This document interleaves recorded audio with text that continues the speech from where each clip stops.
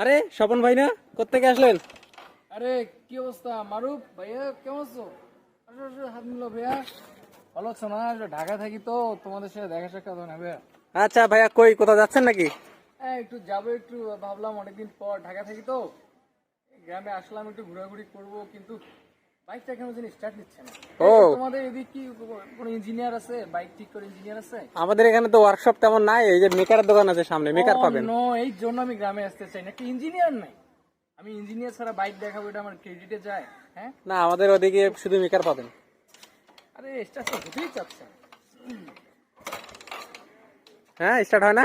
না, অনেক চেষ্টা করতেছি, তেল তো ফুল আছে, বুঝতে পারছো? আচ্ছা। আসলে গ্রামের রাস্তাঘাট খারাপ তো।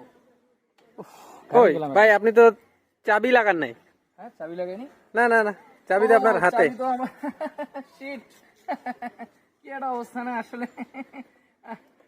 ভাই যাক। সারা রাত আসলে অনেক ইন্টারন্যাশনাল ক্লায়েন্টদের সাথে কথা বলি তো, ডাক্তার ইউনিসের সাথে কথা বললাম অনলাইনে সারা রাত, মনে করো অনেক কথা তার সাথে ভাই, মানে কি বলবো, মাথা ঠিক থাকে না অনেক সময়। থ্যাংক ইউ ভাইয়া, থ্যাংক ইউ। যাক ভাই, আমিও কিছু মনে করি নাই, আপনি যেহেতু ঢাকায় থাকেন। শোনো, আমি ওই যে ক্রেডিট কার্ডটা বাসায় রেখে আসছি তো, আসিও সন্ধ্যার দিক দেখা করো, আমি $4-5 তোমার দিয়ে দেবো। হ্যাঁ, আচ্ছা আচ্ছা, ঠিক আছে ভাইয়া।